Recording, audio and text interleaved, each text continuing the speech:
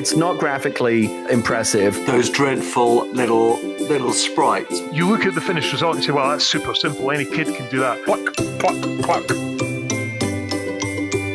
Remember, you used to look at those old magazine ads of people playing video games, and they look like this. And I would shout, what the hell are you doing? They're just stupid, suicidal idiots. No, put the blocker there. Put that there. We are the Lemmings, happy as can be. There's a reason why we're still talking about it here 30 years later, right? Dundee becoming the Hollywood of the games industry is one that not many people would have scripted. Lemmings was the beginning of a genre, and you can't say that about a lot of games. Stupidity, painful for you, not painful for me. Stupidity. I remember Lemmings incredibly well because at that time when Lemmings was released, I was working on a game called Powermonger. And I used to have Lemmings on this other computer, I had my development computer, and I had this other computer. And then if I got stuck with something, then I would play a level of Lemmings. When Lemmings first came out on the Amiga, my dad bought it day one, and I would have been 91. I was 8 years old.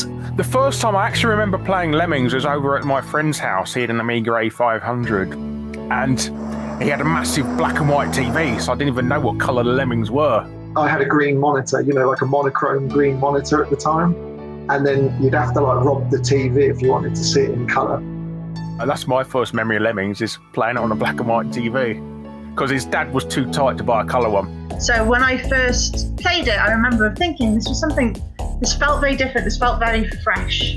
It wasn't a traditional puzzle game that we knew. This wasn't chess, it wasn't checkers, it wasn't a crossword, but it had characters and it had environments and it had cool looking art. People just loved the little guys and, had that emotional bond with them, which meant that solving the problem wasn't, an academic process. Solving the problem was saving the guys.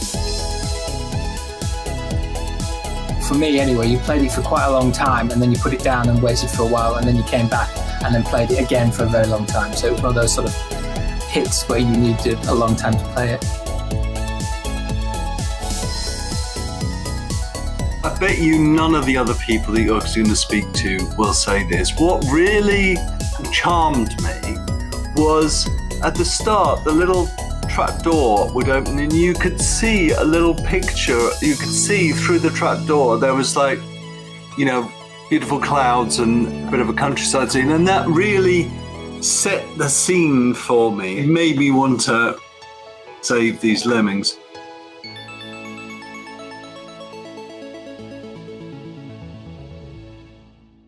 This popular misconception that there's an aha moment. It builds up.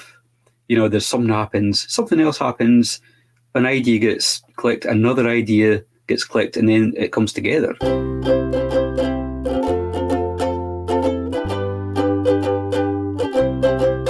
Why did Dundee become the highest density of computer games developers per head of population of anywhere in the world? It's never going to be one single thing, but I think the initial catalyst was this wide availability of really cheap computers.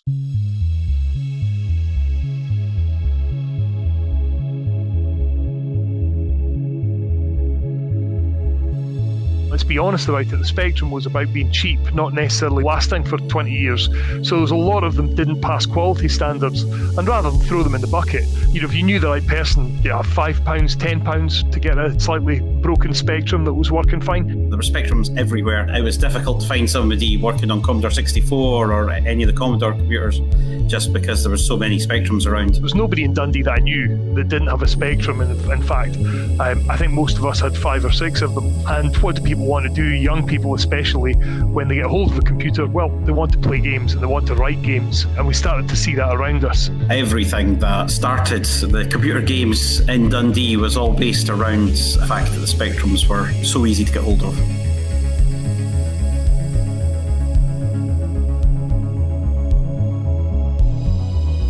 The Kingswood Computer Club, there was a guy at school called Colin Deasley. He basically said, there's this club you should probably go to, you'll quite like it. It was once we got to the computer club at the Kingsway Tech that we all started to talk amongst each other and meet other people and find out things that we didn't know before. I'm a little bit of an introvert, so just going out on my own to something like this was a big step, particularly, cross time, taking everything and just leap of faith kind of thing. But I mean, it was obviously life-changing. I think it's quite interesting that most of the companies in Dundee can stem from that club. There wasn't just the people from DMA Design, but also Chris van der Kyle and other members of Viz. They all came to the club as well, and so we all knew each other.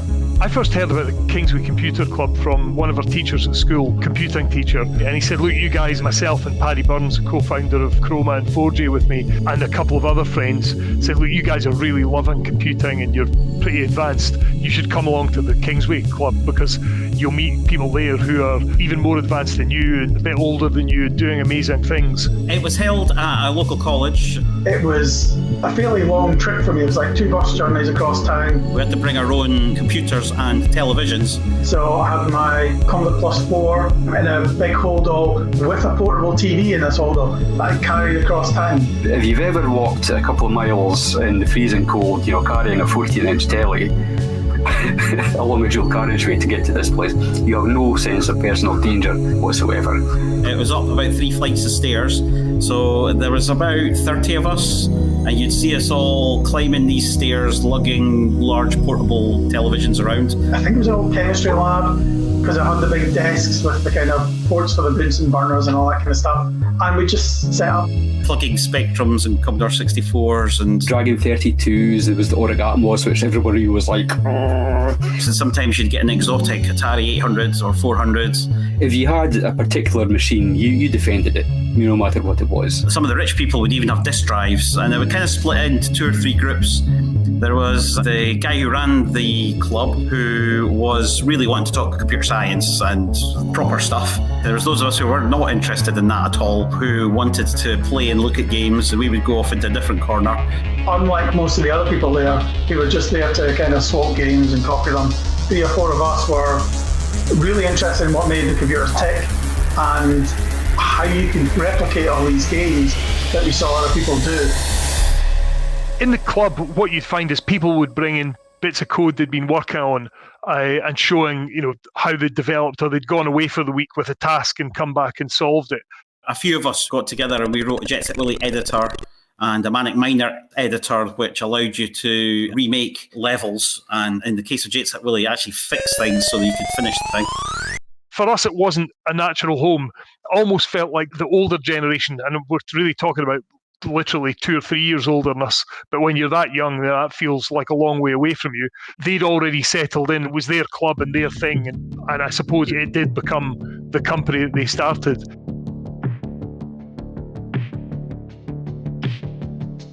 I was the first one at the computer club. As far as I remember, Russell and Dave kind of arrived together. One of the chaps that went there actually lived around the corner from me, and he said that he'd give me a lift each week. So I got to know him. Turned out his name was Dave Jones.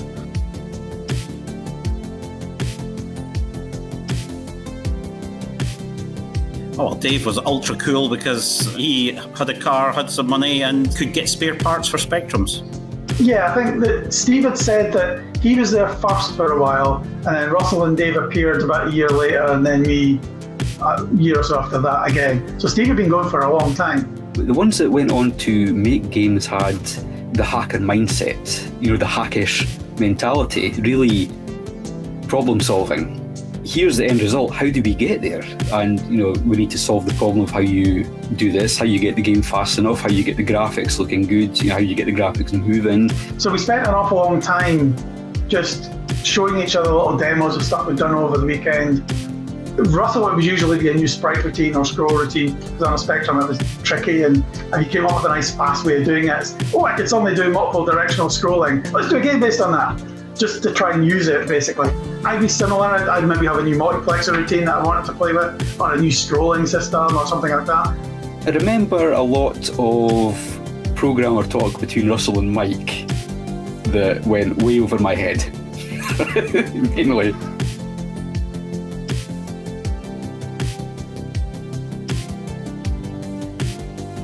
We all got on incredibly well together. We had a blast. We were having fun. That was the thing. We were having fun. At that particular time, I don't think any of us had any idea what it was like to have a hit like Lemmings, because we didn't really care, because we were still having fun doing what we were doing.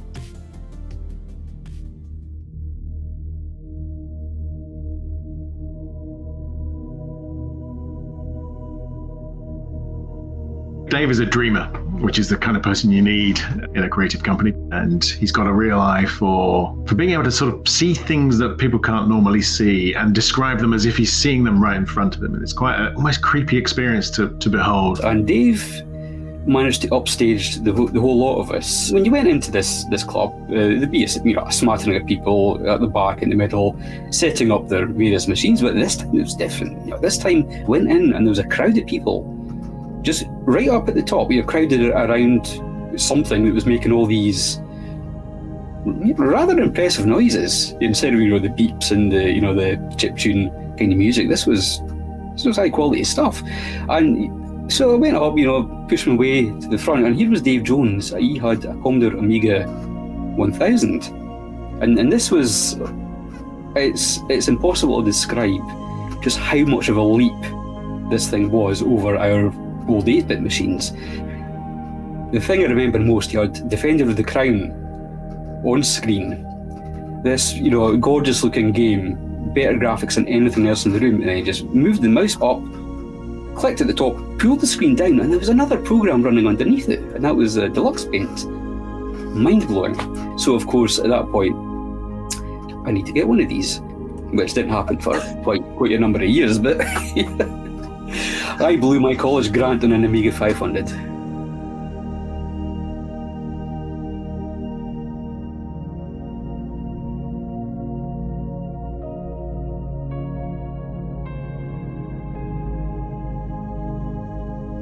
Dave had been considering leaving Timex and wanted to make games, and he managed to get a contract with somebody in Edinburgh. He had made a bunch of Amstrad games for Ocean and wanted somebody to make the Spectrum game.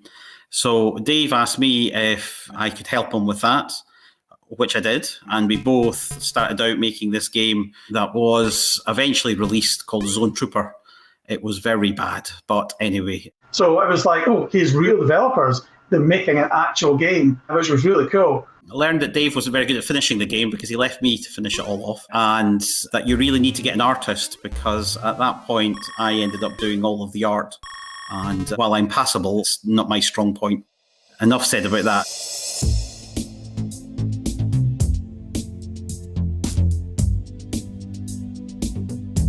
I remember Psygnosis being a very interesting, kind of compelling company in those early days.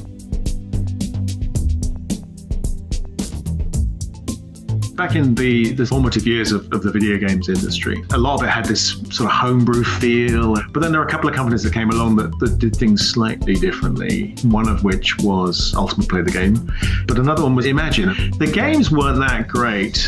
They did a couple of nice little games on Spectrum, but certainly their bluster and their sense of spectacle and showmanship, as it were, was I would say almost unprecedented at the time. They were such a mouthy, arrogant almost company.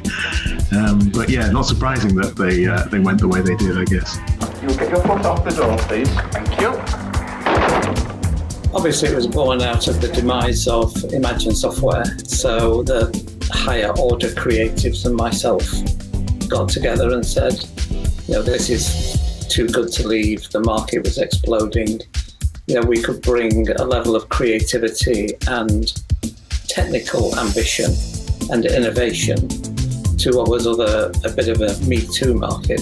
So whether it was Barbarian, Terrapods, those types of games, we were also pushing the envelope in terms of packaging design. The logo was very kind of fancy. They had all this beautiful kind of Roger Dean artwork that they put on their game boxes and on their advertisements. Everything looked like a kind of 70s, prog rock album cover or something. And that was really, really alluring.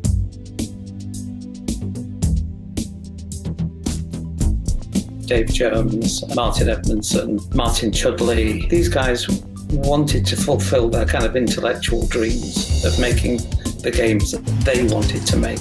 And our attitude was, look, guys, just worry about making games. Put all your energy, all your effort into making games. We will support you with development systems, hardware, coffee machines, toilet roll supplies, offices, whatever it takes to put you in that kind of cosseted environment so you can just concentrate on making games. And the stable of developers that produced DMA Design, Traveller's Tales, Reflections was, I think, second to none.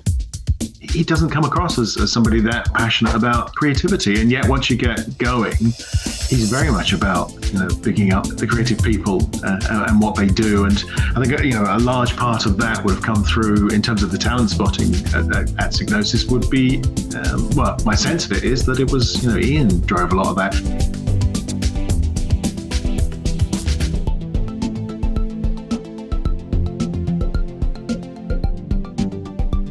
So we went down to a computer show in London and we showed this demo to a lot of companies. And bizarrely, the last company we showed it to was Psygnosis.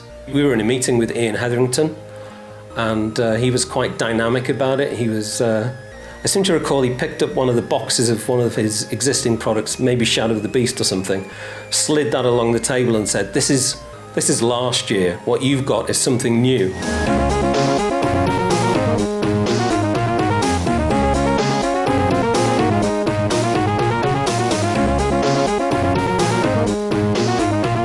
We weren't left by the wayside. We were given a nice, healthy payoff. And then Ian offered the other two guys permanent jobs. And Ian said to me, I like your music. I like what you did on the Pugsy thing. We've definitely got more work for you. And so the first thing I was asked to do was Shadow of the Beast 2.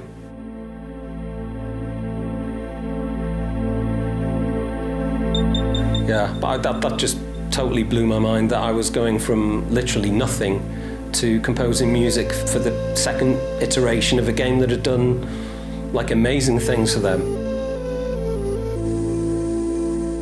So yeah, I was kind of in awe of him, I think. When he offered me praise and then offered me a job and then built me a music studio, he was like quite the benefactor to my career, has to be said. Tim Wright was the uber games enthusiast, and he was a very, very competent, multidisciplined musician. This is obviously the early days of synthesizers and the like.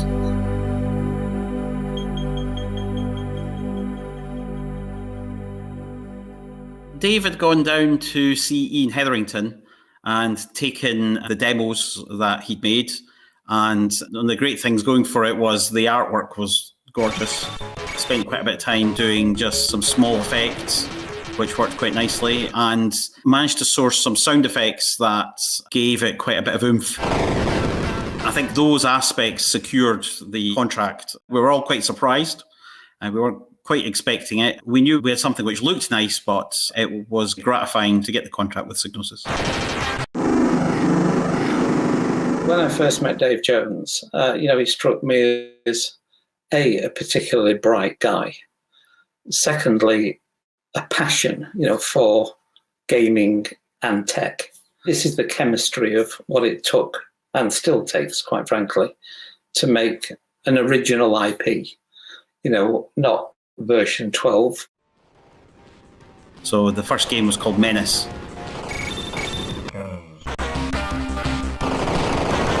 Did very well. I mean, Menace was, the classic sideways scroller, shoot 'em up, very arcade-centric sort of game.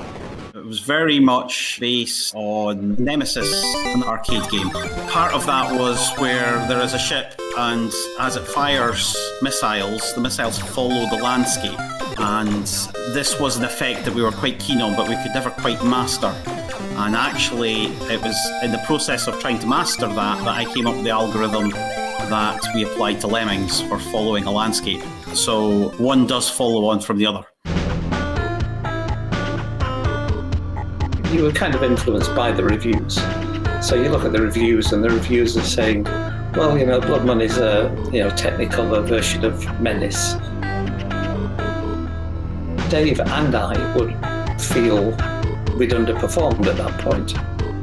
We just had to try harder.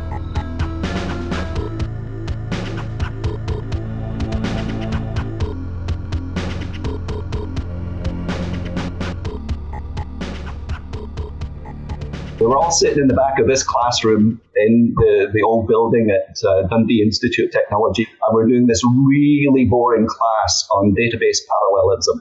And Dave was sitting in the back of the class. He had a piece of grid paper just sitting down there and a printout of a bunch of graphics, and he was sitting there writing down the block numbers of the graphics to build the levels for Menace. And then he just turned to me one day and said, "Hey, would you like to do the Atari ST version of Menace?"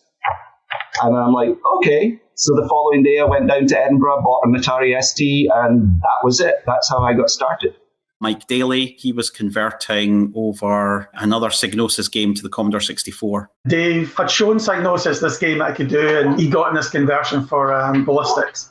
And off the back of that, I got asked to, if Mike's doing the coding, could I convert all the graphics? And that was how I got into the games industry, turning these lovely Amiga 16-colour high-res graphics into a Commodore 64 3-colour character set. I'd just been kicked out of college, and I spent 3 months of it at home and then at Russell Kay's house. He and I were in my bedroom. He'd be writing a port of Menace on the PC, and I was doing ballistics. Yeah, Russell's bedroom, I had a couple of big items of furniture that I think there was a plank of wood put in between them so that we could get 3 in a row. But we did that for about 3 months, having lunches in his kitchen and then back up to the bedroom to do programming. But one part of ballistics was the loading screen, which was this lovely high-res graphic on the Amiga. So I went through it, took a photo of the screen, got that developed, drew grid lines on it, and then kind of carefully tried pixel layer, and match it all up. And it was in Russell's bedroom. We were working on this game, and Russell declared that, oh yeah, he's written a program that could convert that automatically. Okay, well, let's go with the program.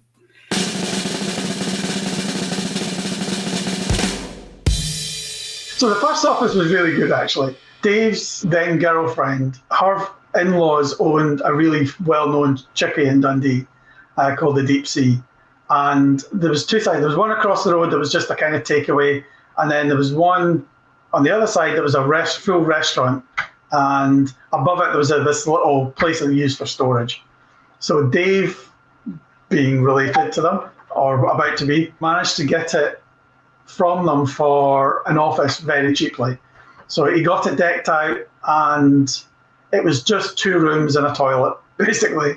And there was only me and Dave to start with anyway. So Dave took the nice view right at the front that looked out over Perth Road. That's where all the students walked up and down because there was universities all over the place. So Dave got distracted quite a lot watching all these students go by. I do remember the creation of DMA Design itself.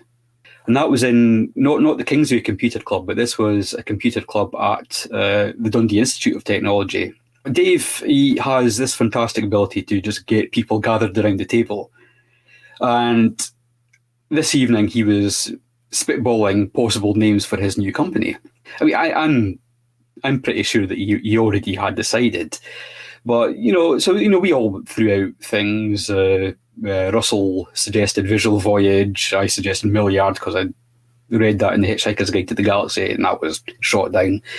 And Dave liked DMA because in computer terms it means direct memory access. And he said, because this could stand for direct mind access. And that was cool. So yeah, that became DMA Design. And you've probably heard that DMA stands for doesn't mean anything. Well, it stood for direct mind access, and that lasted, I think, until the end of the evening. So Gary Timmins was a couple of years above me at St Saviour's High School in Dundee, and he was a quiet guy, a really, really nice guy you knew to say hello to, and he was certainly, like many of us, on the kind of geeky end of life. But unusually, Gary was definitely interested in art. You know, he did really well in the art department at school, and he was the guy that you heard about doing computer art when nobody else really was around us. I became a Christian when I was about 18. And then when I started going to a Christian church and Christian activities, that was, I think, when I first met Russell. I'd known Gary as a family friend. I got chatting with him and he explained what he was doing, the work at DMA Design. And I was invited to come up to the new DMA Design office, which had just been opened in the Nethergate in Dundee. So I went up and met with the other team members there. There was Dave Jones and Mike Dailly. I was interested in animation. I'd always been keen on cartoons, animation. Gary'd always been fascinated with Disney movies and doing animation, and Dave basically put him in front of Deluxe Paint, showed him how it worked, and Gary was completely hooked on doing animation within Deluxe Paint. I did some character walk cycles, tried to learn the capabilities of the animation aspects of Deluxe Paint. And after a few weeks there, I was invited to become a staff member. Without really a formal interview, it was very casual at the time. And it's always fascinating to watch Gary, because the way he works is that he would just put single pixels down and advance the frames and move those pixels, and those pixels would be guide ones for how all the limbs would move and how the heads would move, and he would get the motions the way that he wanted first of all, and then he would actually put in the body of the character. It was always fascinating to watch him working. Well, of course, no one has credited D-Paint with gaming on the Amiga, because it was this incredible art package that did things that no other art package at that time even attempted to do. You know, without D-Paint, I'm not sure there would have been a popular. It was so powerful. I mean, if you look at it today and compared it to Adobe, it's nothing, but it had brushes and you could do incredible things. And I can remember walking along Tottenham Court Road and seeing the Tutankhamun's head, which I should never go back and see, because in my mind, that Tutankhamun head was photorealistic quality. I think if I went back and looked at it now, I'd probably be very disappointed. But it was widely used by the development community at that time. Really, really was. It was an incredible asset to us. In the really early days of DMA, around sort of Blood Money Menace time, I didn't really see them very often. I was away at university studying computer science in Edinburgh, and they'd been a couple of years older than me. They were really starting to hit their stride as the Amiga hit about sort of 1987, 88.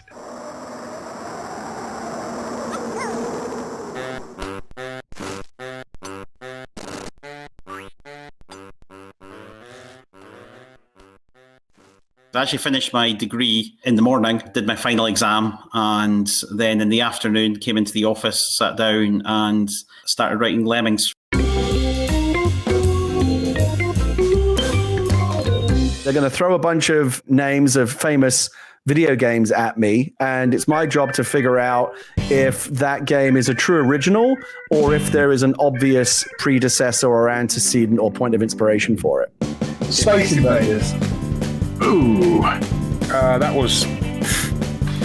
Well, it's kind of a duck shoot. I can't think of anything before Space Invaders. Because it's so early. I think it's a genre-defining original. So I'm going to say... I would say that was a true original. I guess its treatment is a true original. No antecedent, true original. Pac-Man. Pac-Man... I feel like there is something out there, an even more basic version of that concept. I feel like there was, but I'm claiming an age memory block on that one. Nope, Pac-Man was an original. I'm going to say Pac-Man is pretty original for me. Yeah, that's a true original. I think that really started the maze game genre. I'd say true original. A labyrinthine pellet gobbler. Oh, Pac-Man is definitely a true original. I am also going to take a risk and say true original. Resident Evil. Sweet Home on the Famicom, so I'm getting a bit nerdy there. Resident Evil, a lot of people see it as the original survival horror game, but it is, of course, an evolution of games that came before it, such as... from Infogrames, what was that called? I'm going to say Into Darkness. I forgot the name of that game. Fear of the Dark or something. I've forgotten the title. Alone in the Dark beats it for the isometric, the camera angles in polygonal characters. Yeah, Alone in the Dark, that's what I'm trying to think of, yeah. Yeah, that's the one, Alone in the Dark. Now that you mention it, very, very similar style of gameplay, right? Moving through your kind of haunted mansion, a series of kind of fixed camera angles. I like Resident Evil, but I've never thought it as incredibly original. Resident Evil, an evolution. Call of Duty. Anything with a gun before Call of Duty. Call of Duty, definitely an evolution. There's numerous first-person shooters before Call of Duty. Well, that's definitely not. I mean, that's Medal of Honor. They made one of Allied Assaults, and because EA made a load of sort of stupid requests, like you had to have a gun at all times in the game and stuff like that, they left. I mean, Call of Duty, you've got to go all the way back to... Wolfenstein 3D. Wolfenstein 3D as what felt like the first really viable 3D shooter. It's a game building on lots of its predecessors, so it's definitely not a true original. I'd say Wolfenstein. Minecraft. Oh, Minecraft. Minecraft. That's a true original. Minecraft is just digital Lego. 3D construction kit on the Amiga. That's stretching it a bit. I think that would be a true original. I think that the idea of sort of level building was a really unique concept for Minecraft. It's a true original. It's unique. There's nothing like Minecraft. Minecraft, no, that's a knockoff of Infiniminer to an extent. Again, that's inspirational for future things because of how popular it got. But it wasn't the original. Lemmings.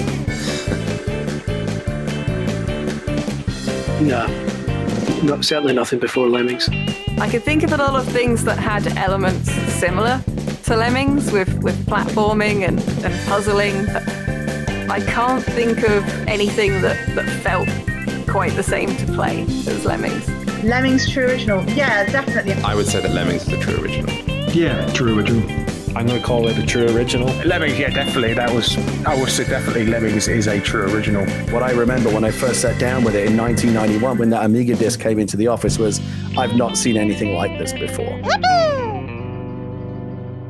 Yes, Lemmings is original. Having lived through making it, I can see where all these things actually came from. But there wasn't something that we built distinctly upon. We pulled strands from lots of different places to create the game. It's just its own thing. It's a sort of encapsulation of a bullet point in time before Lemmings and after Lemmings. BL and AL.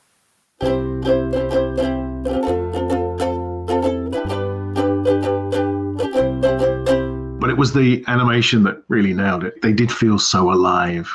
You know, the fluidity of their animation was it just stood out from anything else, especially from Populous, where the animation and the little characters were literally, 2 frames.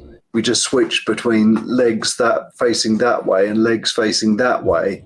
And that was a walk animation. And then along came Lemmings with their green hair and the whole body animation. It just stood out from the crowd. This might be controversial, but Dave wasn't the creator of Lemmings. That was Mike. That was Mike and Gary. They really gave those little 8 pixels some really good character. Dave had been hiring a guy called Scott Johnson to come in to do art for his next game, Walker.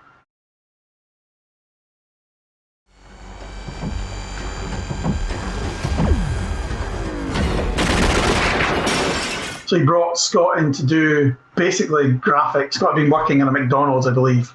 He was doing it at home. He'd come in and show us the stuff he'd been working on. And he drew a little guy for the Walker to shoot. But the guy was quite big. He was about 16 pixels high. And the Walker must have been about 48 pixels high. So the guy was really large beside him. And Scott and I had this argument about, oh, he's too big, no, he's not too big, all this kind of stuff. Back in the early days of the Amiga and ST, we spent many lunchtimes playing Oids. We were fascinated with the tiny characters that you're rescuing. Fond memories of playing Choplifter as well. And that had similar sort of characters that always had a lot of animation, a lot of character to them. They would wave at you and they would run around. Fascinated that they could get so much into so little. So I think it was something that Mike was wanting to investigate and see how small you could get a character but still keep the essence of a character that you would be able to see what they were doing on screen. And in one lunchtime, he did an animation of some little characters walking along, getting into difficult situations, falling off cliffs. And then that's what I showed to the guys for Walker. It was nothing to do with Lemmings. It was to say, hey, this is what Walker could be. It was quite a compelling graphic that he ended up making. That was showing lots of character in a very few amount of pixels, and he created lots of them moving around the screen, and they were all being killed in different ways. It was only a few frames long, but because of the repeat facility in D-Paint, and also something called Anim Brush, where you could select an area of the screen and then paste that animation somewhere else. You could move the Anim Brush so it would paint the figure around the screen as you moved the mouse, but cycling through the frames. And it was quite a fun animation. It raised a few smiles and a few laughs. And then Gary Timmins sat down, because I was using his Amiga to do these animations, and he sat down and he fine-crafted the animation a little bit, because mine was a bit stiff and crude. So I took a look at it and I thought there was maybe ways to enhance the animation of the character to make it look more loose. So I did a little tweaks here and there. I changed the animation of the hair so it was more bouncy. I did changes to the foot animation as well. So other than being rigid feet, they were more floppy and animated. And I changed the animation of the arm as well. It was a side view, so I can show one arm going backwards and forwards. That animation had a little more dynamic, a little more character in it. This is more an analysis of the little pixels that made up the animation. Wow, 10 by 7 pixels. Hair, arms. It's amazing how this is kind of being conjured. You know, how on earth with such a limited number of pixels? 7 by 10 said here. I was always in my head, I thought it was 8 by 8, but I'm sure that was just me thinking of standard computing dimensions. So there you go, just 7 frames of animation, and that's the character you can get from that. It's crazy how there it is. Yeah, as soon as that moves, that's got character. You can immediately project character onto that. I don't remember Mike being an animator at all. That's good for Mike. He's such a hardcore coder. That's even. So you've even got even sort of like that bouncing hair now. That is really impressive for just a square on a screen that you could just about see. I mean, look at that artist adaptation is brilliant. At least people still need artists with such little pixels. I think the hair flapping about looks great, actually. See, it's the movement of the arm that adds so much character to it. You're literally talking about, 1 pixel here or 1 pixel there. I mean, it's incredible. It's 10 by 7 pixels. Really incredible. What Gary's done here, suddenly there's weight and feel. It's more convincing, and in all sorts of ways. Those changes are enough to kind of just imbue that character with a little bit more life. Those were the days. The glory days, can't beat it.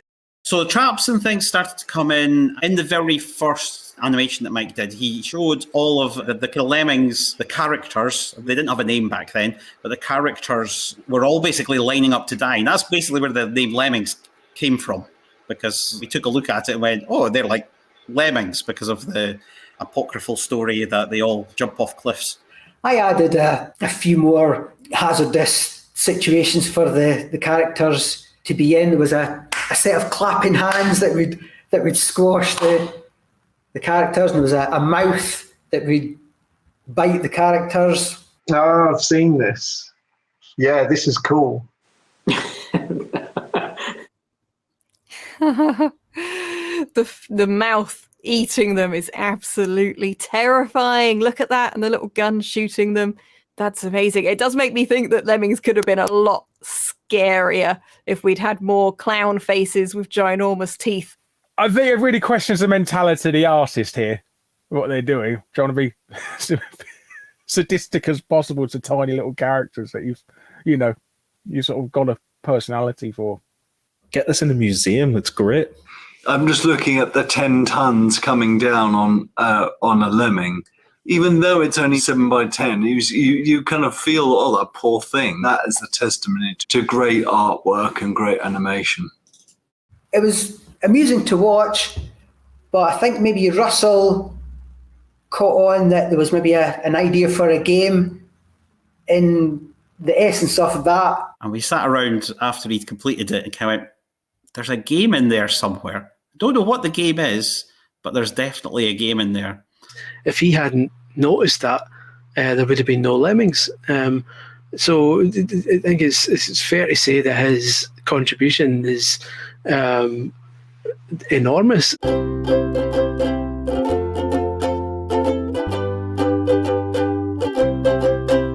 Basically, every game we've ever started was based on, oh, I've got a cool little routine that I want to try out for something, and we'd do a game based on that. It was all down to some kind of tech that we had that we wanted to use. One of the things that we'd been playing with on Menace and Blood Money was this idea of characters, bombs, moving across the surface of a landscape. And I took the graphics that Mike had created and made a demo using that algorithm that I'd come up with, and showed all these characters moving across the screen. And it's kind of part of it was to get as many as possible. And we had a goal of 100. On the PC at that time, I managed to get 80 on the screen and still keep it within 30 frames a second, which was quite important. I think people forget how difficult it was back then to actually get lots of things moving around and being replaced, and then on the next frame, advancing 1 pixel across. People take that for granted now. We have so many megapixels being moved around screens. We reduced the amount of colours of the animation. 3 colours in the sprite for the character, and it was because it used so few colours that the programmers were able to then create so many on screen. And the reason that Lemmings have the colours that they actually are is because on a PC, those were the colours that I could use and still keep the frame rate up. So the green, white, blue, and a clear background were used because of the way that the EGA hardware worked. It's hard to imagine Lemmings now without green hair, because the green hair is just what makes them. The green hair and the blue kind of overalls, I'm thinking Mario, the blue kind of cloak thing. So many games back in those days were about, these eureka moments, let's mix the train following with the Lemmings, and in Populus's case, let's mix the little characters with the formal landscape. And they were, real eureka moments that changed the whole game, I guess.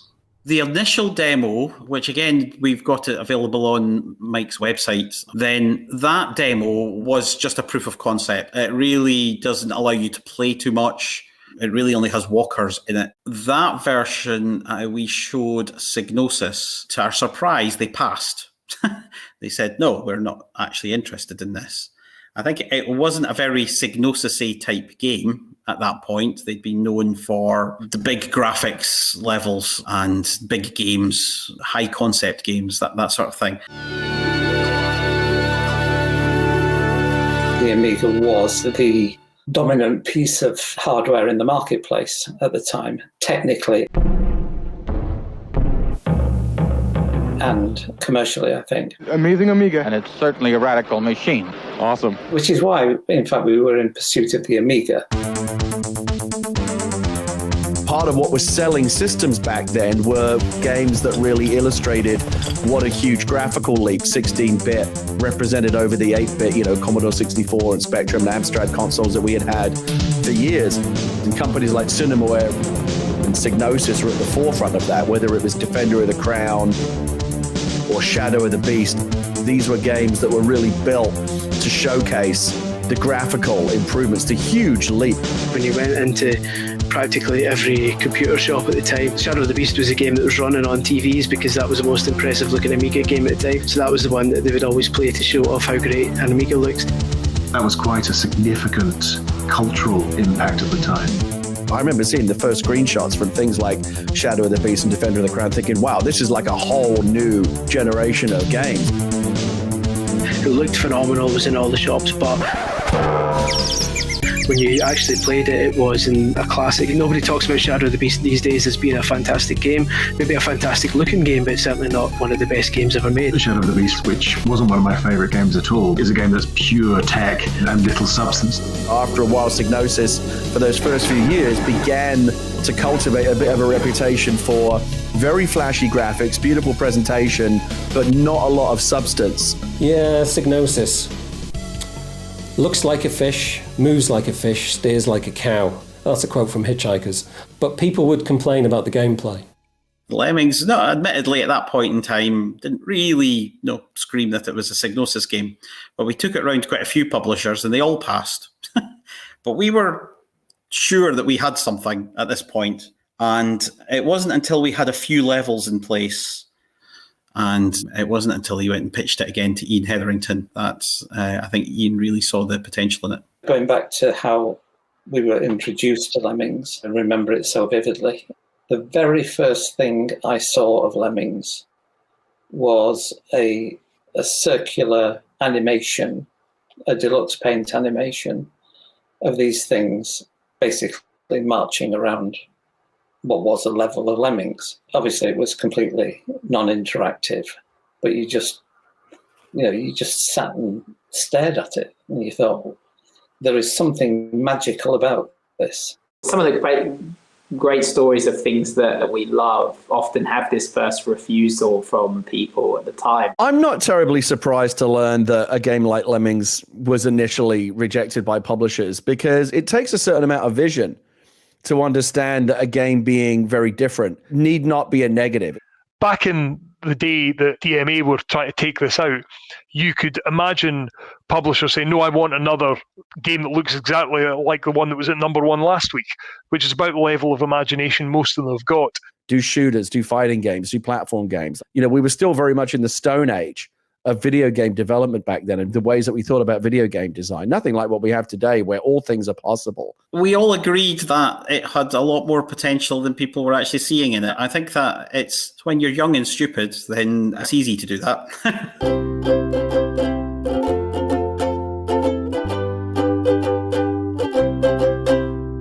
They started on Walker, that got shelved. They started on another game called Gore. They got into that, and then that got shelved. And it was only after that where Dave picked up Lemmings.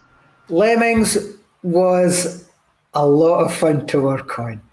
During the production, I was the main character animation for the skills, most of the things that the Lemmings did in the game. We knew that we wanted the Lemmings to have to get from A to B, and we knew that we wanted to make them do things. The breakthrough came, Dave Jones took the original prototype and he added mouse movement in. It wouldn't be a direct control of a character as you would maybe control the main character in a game through a joystick, moving left and right, and maybe press a button to do a jump action or some other action that the character would perform. The actions for Lemmings were selected from a panel. Then when the action was selected, that could be assigned to an individual lemming.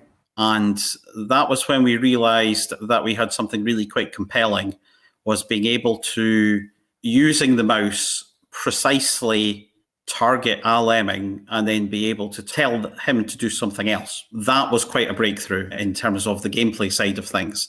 And everything basically followed from there in terms of, we knew we needed some way of taking away the landscape, and we developed a technique of rendering the graphics background so that we could remove masks from there so that we could create the holes. And to take away the ground, there was a basher introduced that would bash horizontally through a solid piece of ground.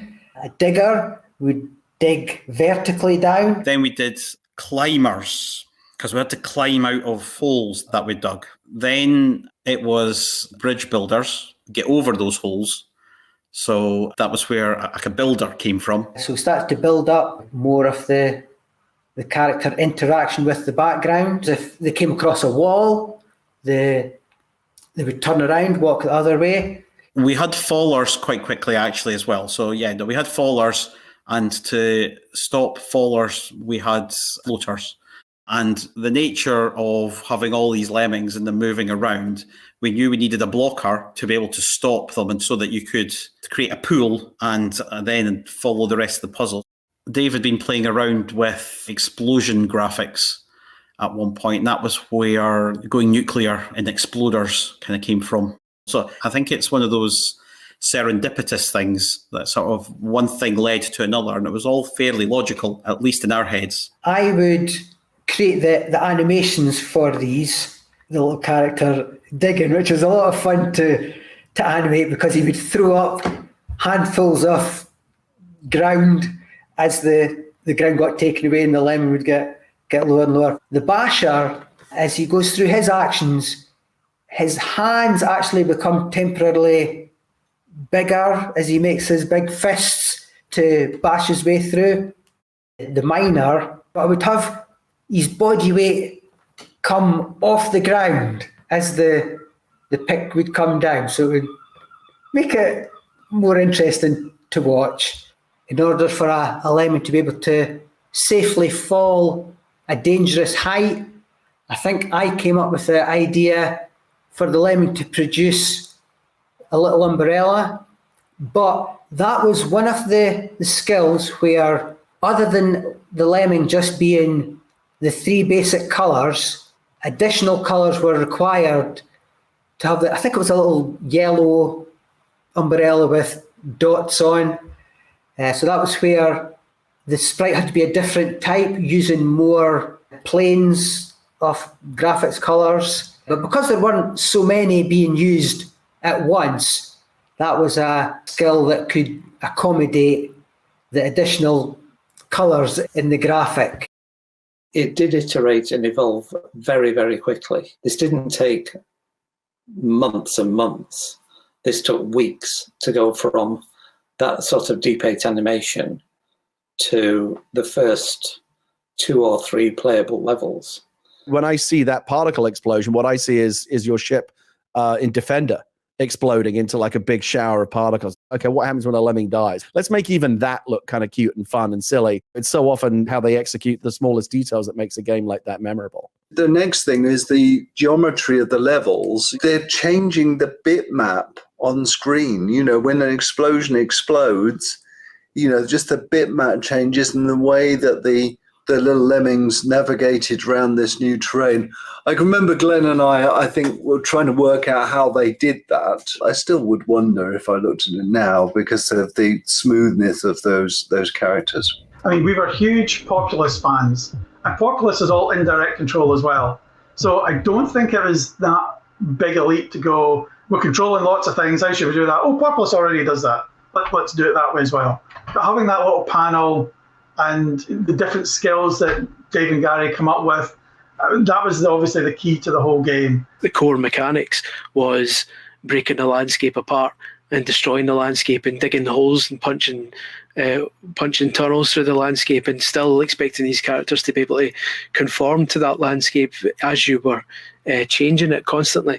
To be able to pull all that off that early on is a proof of concept to prove that it was doable. If none of that had happened, you got to imagine that there would have been no Lemmings, and there would be no fantastic 30 years documentary 3 decades down the line. All the 8 skills that Lemmings had. Right. Oh, that's unfair. Lemmings skills. This is probably where I look like an idiot and forget some of them. I don't think I'll remember all of them. The there's a blocker. The blocker, of course. That's the most iconic, isn't it? Checking, like they're just making sure you're not getting into the wrong nightclub. Different skills. Oh God. There was, I wouldn't know what it was called, but there was a parachutist, I guess. This is not going to be my mastermind subject, is it? Oh, like didn't they have little umbrella, like going downy ones? The umbrella one, obviously, was my favourite. Floater. Which is the one that you use to prevent lemmings from dying when they smash into the ground. Which was really playful and fun. Okay, A digger. There was a digger. Who could go duck straight down. Of course, which the big hand motions smashing down. Straight down, so that was 3. Wait, were there multiple types of digging ones, right? Oh, there was bash. So you hit the basher. Yeah, the punches ones that kept punching their way through the walls sideways. So there was dig, there was bash, and I can't remember any others. There was a diagonal dig, if I remember correctly. What was the one that did diagonals? There's a miner. Yes, there was a miner with the big pickaxe. Who could go diagonally. That's 5. So you said there was 7. Is that right? 8. Ooh, I'm doing 5. Oh, climber. 6. The lemming will just crawl on the wall. That was a really weird climb, wasn't it? We also had ones that could build something. I swear there were ones that could build something as well. So I remember there's definitely the ladder builder. The ones that build the ladders one.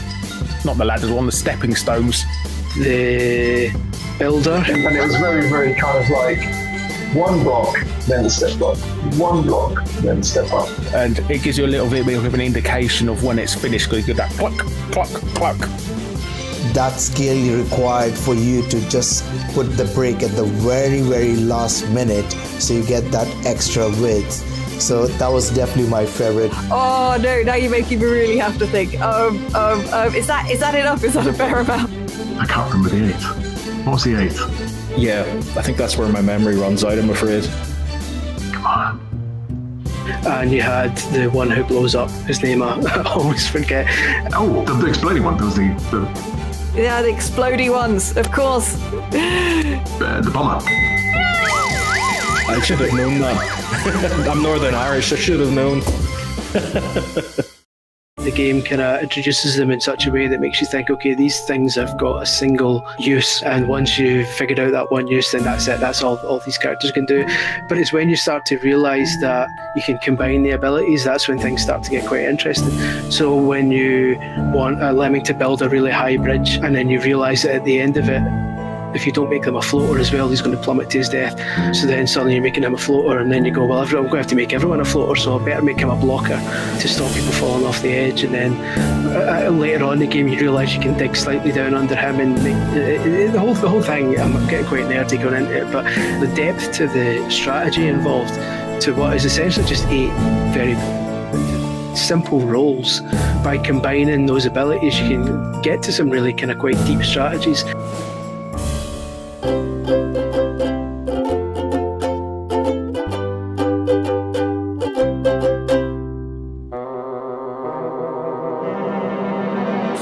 When we were doing Lemmings, actually building the editor into the game really turned things around in terms of being able to go quickly in between creating levels and testing them. There was no delay going between edit mode and play mode. You might be talking at maybe 50 milliseconds or 100 milliseconds at most, and you just don't get that nowadays. It was so powerful and so fast to make these really cool levels. Without the level editor to just go, what makes it easy, what makes it hard, in and out easily, it would have been impossible.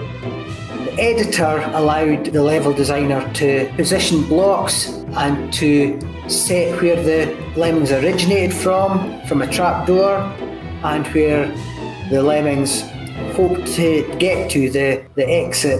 The editor also had the ability to select certain parts of the level that could not be dug away or bashed away. It's not just a case of, I don't need that block, or I should have an entire block there. The levels had to be, that needs to be 1 pixel over, or, he's fallen 1 pixel too far, I'll just put another block just up a little bit to stop him dying. Some levels were straightforward. You could see that you had to get from there to there by building over an obstacle, but digging through an obstacle. Some levels not so easy to work out because it took the use of the limited skills that were available to then solve the level. So that was where the puzzle elements of the game were introduced. If you had the builder, you could basically finish half the levels for just that if you had an infinite amount of builders. But since they limit everything or only give you 1 or 2 for each level, you have to think far more creatively, and that was very clever. There was an opportunity for the level designer to type in a name for the level. And the level names, I remember, were just clues that sometimes were exceedingly helpful, sometimes a little bit more obtuse. But I'm afraid I have to admit, I can't remember the level name. The first level was called Just Dig, and that was a clue as to what skill to use in the level to get through. Creating the levels for the first time in the game was quite a creative period. The built-in editor to Lemmings allowed us all to create levels. We all had our own discs. It was all based on an Amiga. The PC didn't have the editor built in. Basically what happened was that we all made levels lunchtimes and evenings, and levels were coming through thick and fast. So it was me, Gary and Scott did the levels that formed the backbone of it. I made, it must have been a few dozen. I like to paint big pictures of things, so I'd use the full 5 screens worth and make a really nice picture that you had to work your way through. I also really like making the player do multiple things, so there'd be multiple exits and you have to continually go back and forward. I enjoyed making levels that looked quite minimalistic, I think, is the phrase that some of the other team used to describe my levels as. Scott was kind of similar to me, he liked to do pictures, but he tended to be more compact. And Dave, whenever he did a level, he'd challenge everybody to come through the office and fix it and complete it. And we'd run through and go, yeah, you just do this. And he'd go, oh, yeah, oh, okay, go away then. And then 5 minutes later, he'd shout us all back through again. What about this now? Oh, yeah, you fix it, but that's wrong there now. That's real easy. Oh, yeah, okay. So he got a couple in, but it took him a long time. Obviously, the game lent itself to a level designer. Because of the nature of the game, you could open it up to that kind of democratization. What I regret, and what would certainly probably happen these days, is the levels should be attributed to the guy who designed them, because some of them were fiendishly difficult. Initially, when we started, we were doing the kind of basic levels that you kind of think most people would do. But then after a week or so of us playing with them, we got so good at Lemmings. No level could beat us at all. And it wasn't just a case of they put us down and we would eventually make it. We'd spot solutions in seconds because we were so used to it.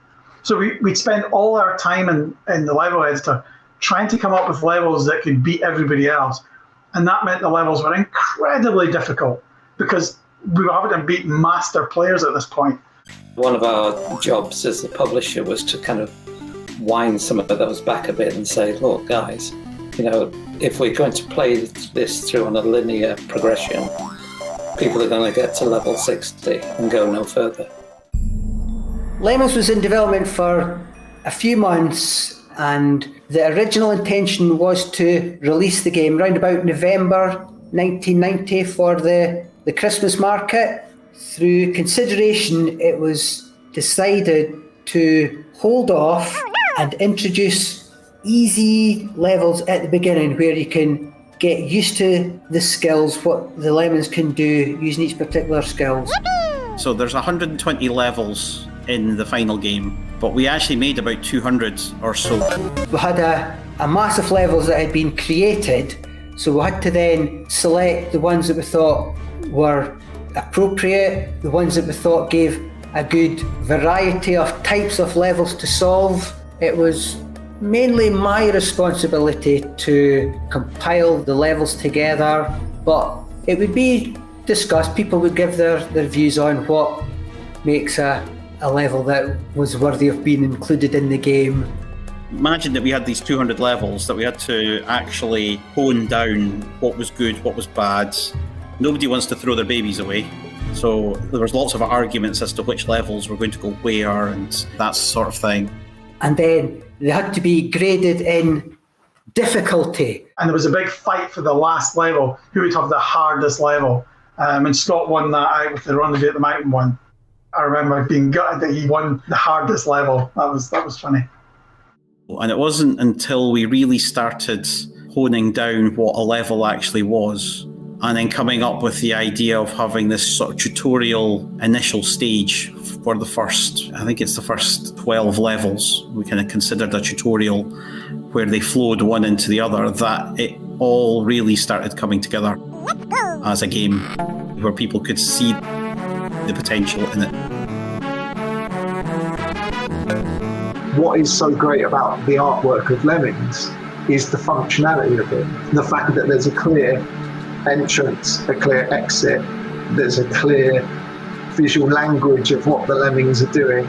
There's good contrast with the black and the little characters. The animations are clear and expressive, and the whole thing is just like, it communicates as a game. The best thing about Lemmings is it never gave you the one that you really need for that level. I always remember that. It's just, come on, just give me the punching one again. I can just make my way through the whole level then. But no, I go to ones that dig down and that. Oh, I don't want that one. The learning curve is like, it's just a masterpiece. It should be like in every textbook on how to make a game. Nowadays, when you start a new game, it quite explicitly says, here is the tutorial. You are now going to learn how to do this, then this, then this, and this. And you're like, right, come on, mate, come on. Lemmings is one of those games that gave you all the tutorials without making you aware that that's what was going on. So the first few stages, one would introduce the digger, one would introduce the basher, one would introduce the floater. You didn't think anything of it because it was just a different puzzle and you were learning it. But by the time you got through those first 10 or so levels, you've already learned all the rules of the game, or the majority of the rules of the game. Without realising it, you'd gone through the tutorial and it wasn't a chore. It's just this brilliant way of, again, just kind of staggering the way that you introduce game design concepts, and you slowly allow the player to build confidence, but the game designers are always just one step ahead of you, right? When you think you've got something figured out, in the next level, they'll throw you another loop. The difficulty progression throughout the whole game, it would go up and then down a bit, give you a wee break, go up a bit more, down a bit, until you got to the end. So it was all beautifully paced, and every single one of my levels was either too easy or too hard, and as a result, none of them got in. So that's my claim to fame. All my original Lemmings levels were rejected.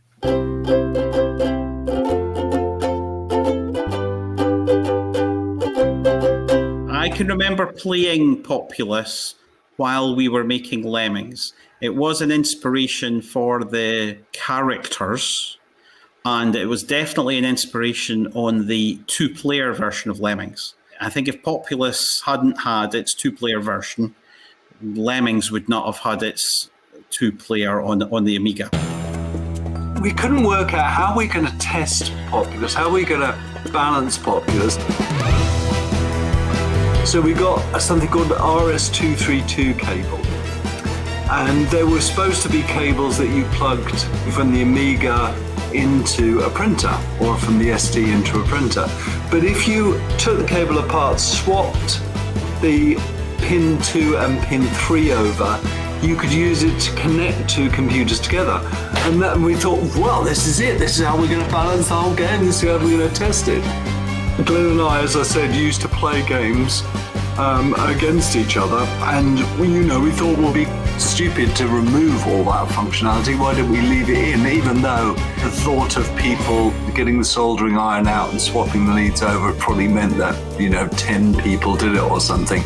But it was really where the game was the most fun, I think. Dave delighted in beating us on Populous, and he really wanted to add an element to Lemmings that had that same compelling, just one more go and I'll meet you. And he was able to do it because he could plug 2 mice into the Amiga and into the ST.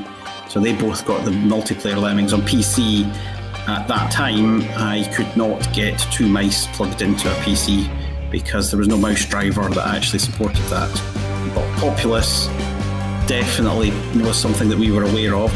The 2-player aspect of Lemmings definitely comes from playing Populous. Well, that is incredible to hear, and I have to thank them for the stress release of Lemmings when I was coding Powermonger. I probably would have gone insane if it wasn't for that. And I've here some examples of levels. The one-player levels were normally just designed using the game editor, but the 2-player levels had to be thought out so that they were more fair for each player. So that's why 2-player levels were more drawn out and planned before going into the editor. I recently actually tried the multiplayer out with my wife, and we were like, this is actually really good. The object of the 2-player was to get as many of either colour Lemmings through your exit and not the opponent's exit. So mainly the players were head-to-head against one another, but occasionally it did require cooperation. I particularly remember a time when playing a 2-player level, I was urged to do a lot of the building, which I thought was fine. So I was doing that while the other player was doing other things.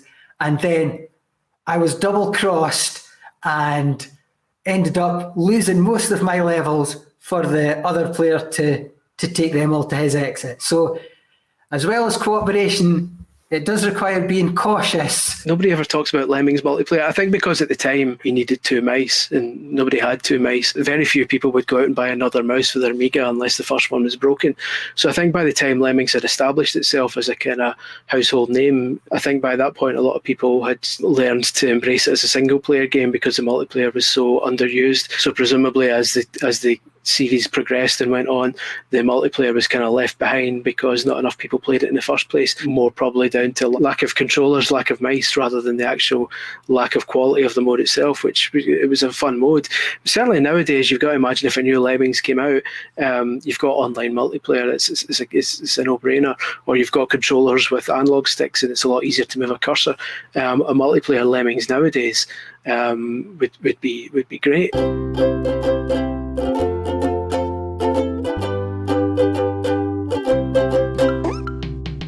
Scott Johnston, who did the amazing background graphics for Lemmings, had a brother, Brian. We were needing somebody to do music, because at this point Psygnosis wasn't involved. And we got Brian to come along, who'd done a bit of music on his own, and we got him to do a variety of tunes. The original pitch was actually to use lots of old TV theme tunes. So we used to have the Batman theme tune and the Addams Family and the Munsters and things like that until somebody explained to us what copyright was and that we weren't allowed to do that. And so I think that was why it came to the point that Tim was brought in to create some more tunes.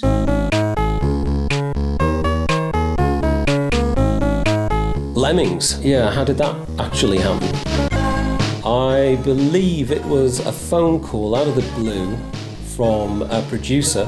He called me and said, we've got this game that's coming out on the Amiga. We've got a problem with the music. You'll realise why when you hear it, but it's all kind of themes from TV shows like Batman and that kind of thing. And the release date is looming and we really need some replacement music. So I think I'd probably done about 3 or 4 Amiga soundtracks prior to that. So I was a known quantity. And, the chances of me being able to deliver this in the time that was available was quite likely. I seem to recall going into the Psygnosis offices, seeing the game, not being particularly impressed by it at the time. Just saw these little sprites moving around and thought, they're moving really slowly. This doesn't look like a particularly exciting or dramatic game. I was impressed that there were so many on screen at the same time, but then after playing with it for a little while, I could see the fun aspect. and I listened to the music that they had in place at the time. And they liked the concept that the music would be stuff that people would know, that there would be some well-known tunes in there, but they had to be out of copyright. So old folk tunes, stuff that kids would sing at school, that kind of thing. But there was also room for original composition as well. And someone also came up with the idea of why don't we ape other Psygnosis titles that we were sure that the copyright resides with Psygnosis. So with this information and with this brief, I was then given a very specific music composer that I hadn't used before. They didn't want to use any of the tools that I was used to. It was this tracker that I didn't even know existed. Oh, the other thing was that they needed one sound channel of the 4 that were available on the Amiga permanently for sound effects, so I could only write 3-channel music as well. Oh, and then I was told that you could only play notes, and I think I could change the volume, but nothing clever like changing the offset of where you start a sample. Oh, there was one other caveat as well, that you had a bunch of samples that you could use for all of the songs, apart from those that clearly were modelled on existing Psygnosis games. You were permitted some extra samples for those. Oh, and did I know that there was virtually no memory for these as well? Which, to be honest, wasn't a major problem, because when you're composing music for the Amiga, 99 times out of 100, you're kind of an afterthought. The game is created, the gameplay is progressed, maybe the art is kind of improved along the way, and then they go, we should really put some sounds in this.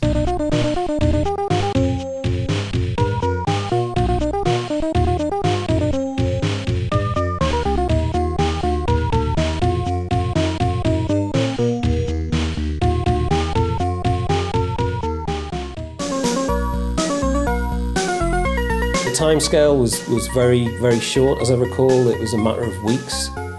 And so during that time, I produced probably a third of them were classic, oldie, worldy folk tunes, or stuff I could remember from childhood that I kind of guessed would be copyright free. Another third would be tunes that just melodies that I created at the time. The samples that had to be used in all of the tunes, bar the special tunes, they kind of lent themselves to certain melodies, I guess.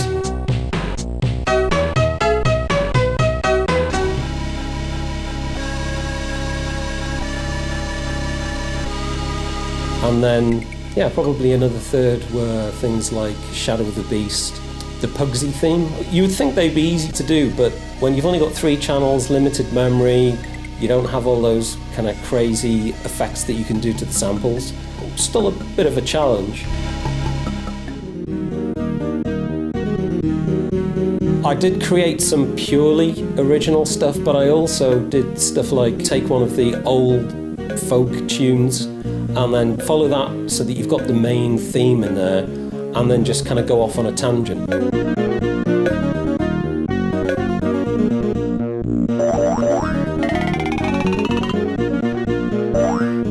Why? I guess I thought, well, we're done with the main melody. Time to have a bit of fun, put my own stamp on it, maybe. And then I presented all of these tunes initially to Psygnosis, and then they were sent to the DMA offices. I don't think I had to change much. I think they were just happy to have the tunes on time and they be, what was asked for. Listenable and clearly memorable, I think.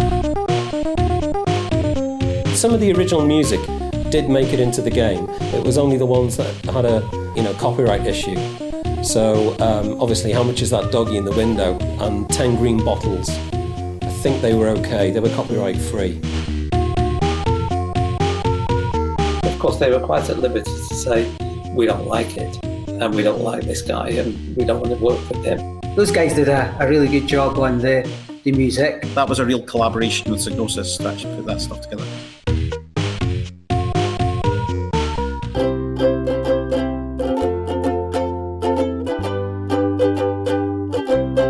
Lemmings, right off the bat, the box art was very cartoonish and kiddie, almost like a children's television show. And it was compelling because you didn't expect to see that kind of box cover with a Psygnosis logo on it. For Lemmings, everything had to be different. But the only thing that was carried over from the Psygnosis brand was the Psygnosis name, the owl, and the packaging style. Other than that, it was unique. By the October, November, December timeframes, Psygnosis were fully on board and had really gotten it. And they were helping us with music and starting to put artwork together and getting what these characters were really like as well for a box art and things like that, and starting to kind of get into this whole characterization. The game had spawned from a D-Paint animation on the Amiga computer where the characters were only 10 pixels maximum height. There was no concept art that was done previous to the game being initiated and developed. So it was quite late on in the process that I realised that we needed a character design. So I had an idea of what I thought the Lemmings characters would look like close up. What I have here is the first pencil sketches that I did of Lemmings. What I thought was the essence of the character was a character that didn't really think much, because as you play them on the screen, they don't really make their own decisions. They only respond to what the player does. So I wanted to do a character that I felt was not really thinking very much, kind of floppy. So the drawing that I did for the feet here, I wanted to try and emphasise the floppy nature of the feet and the hair. So that was part of the aspect of the character that I developed there. From those pencil drawings, I came up with some ink drawings, and these were what we sent to Psygnosis for them to then commission the box artwork. In these early drawings, the Lemmings have a solid one-colour eyeball. At that point, imagine them to be more like a mouse eye or a little rodent eye. So that was just the way the character was initially done. But over the development of the characters, the solid eye was changed to a sleepy, half-open eye, which I thought helped to contribute to the notion that the Lemmings didn't really think much for themselves. They were sort of a floppy, droopy little character that would just go about its business, fall off the end of a cliff if that's what happened. And here are some other drawings. The lemming digging, throwing up the ground around it. The lemming with its little pack of bricks that it used to build. There's a basher and a climber there. This lemming has its pickaxe and ready to do some mining. That was the impression that I had of the Lemmings, and that was the images that we sent to Psygnosis. And Psygnosis then got an artist to create the box art with a large lemming on the cover.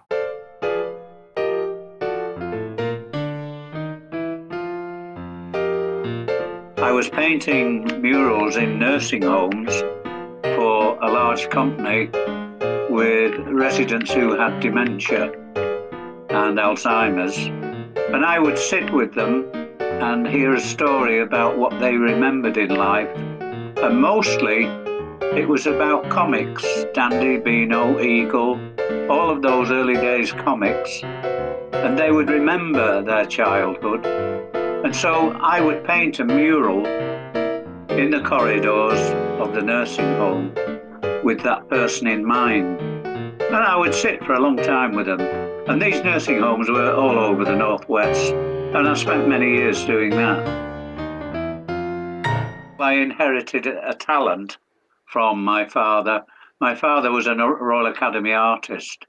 He was left-handed, I'm left-handed. And I'm quite proud of that I had a gift where my two brothers didn't have the same gift. All of my life I've been painting pictures, advertising, sign writing. I learned how to sign write And one day, a colleague from a printing company said, "How are you on drawing cartoons? We've got this, there's a new game coming out." Now that meant nothing at all to me. And we're going to produce the packaging, the launch, point of sale, everything. But we've got to come up with an image. And so we drove into Liverpool to Harrington Docks, where Psygnosis were. And there was this chap sat. We were introduced. And I just sat watching these ping pong balls with no idea whatsoever he was doing. He did explain it. But that's a long time ago, 30 years. I left Psygnosis, as I recall, almost in a dream, because I thought, what on earth am I entering into here? This was well, not my first taste of big industry. I'd done artwork for major companies. But this was, and from there on, and it was pressure, from then on, I was burning the midnight oil, if you like, coming up with an idea. The visits became more frequent. The first one was within a week. And then after that, I think we were sort of into every couple of days going to visit them. So it was backwards and forwards and backwards and forwards from Southport to Liverpool until one day it just ping, that's the one. A lemming with green hair and a blue body. Right, what we now want is a box cover design. There we go. He's the first character I designed. And I wanted him to head up this team of lemmings that were coming out of holes in the ground, walking down hills, blowing themselves up, and just doing daft things. And it was fun creating all that just as I went along.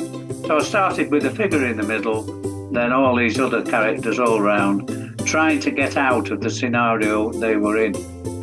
They were coming in by plane, so the floaters were coming down. Some of the umbrellas broke. Just great fun. The artwork is twice as big as this, 24 inches square. So it was a big piece of artwork, the front. A lot of it was airbrushed at the time, and a separate piece for the Lemmings logo. And that has become a very iconic image. And I've loosely based the word Lemmings on a font that I liked and played around with the lettering. So that is a hand-lettered logo. And then I started with the characters within the letters. So I put the characters in as well. And that, over the years, has proved very popular. People like that piece of artwork in its own right. And then they said, can you do a bit more activity for the back? So there are heaps of characters in there doing acrobats, knocking each other out. Just mad ideas at the time. Look, I've got a poster of the box art here, so I just want to have a look.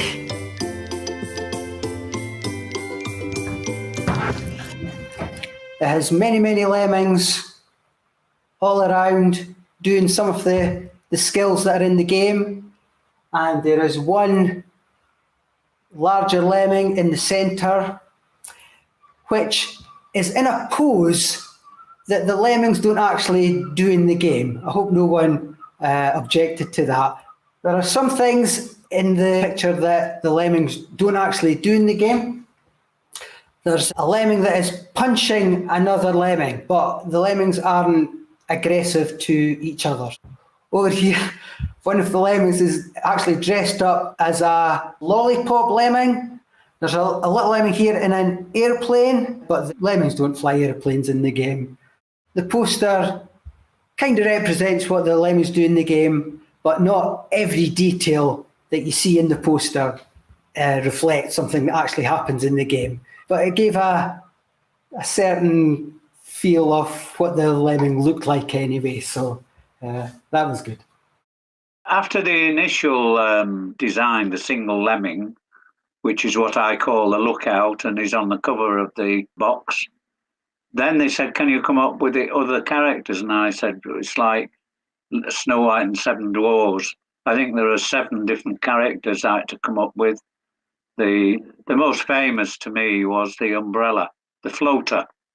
It was quite easy, as I recall, once the image had been produced, then to turn him into another motivation on the screen. And then they wanted point of sale material, a life-size lemming, which was being sent out to all the major stores in the country. Point of sale counter displays of all the characters.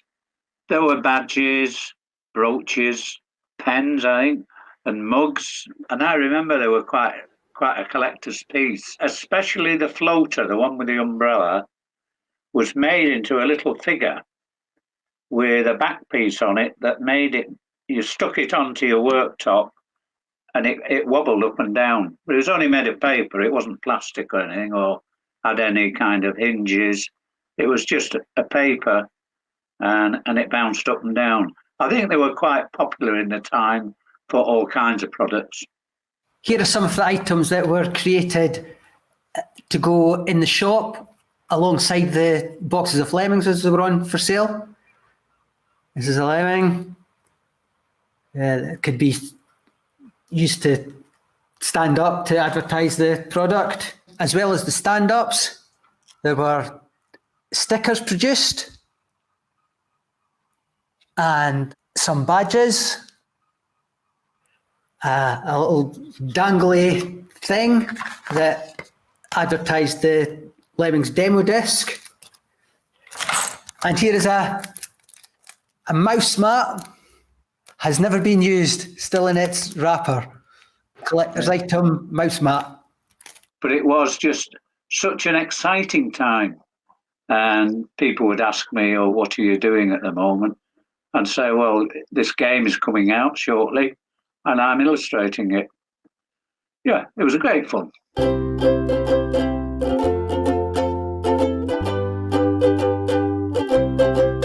Psygnosis definitely got involved in helping us to hone those levels down and testing them, making sure that levels were completable.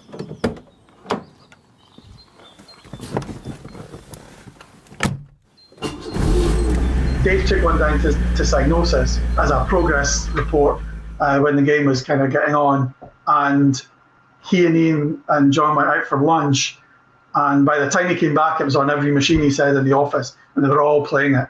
So that kind of started to give us an inkling. We also had a philosophy within the company that nobody had the exclusive on Say So.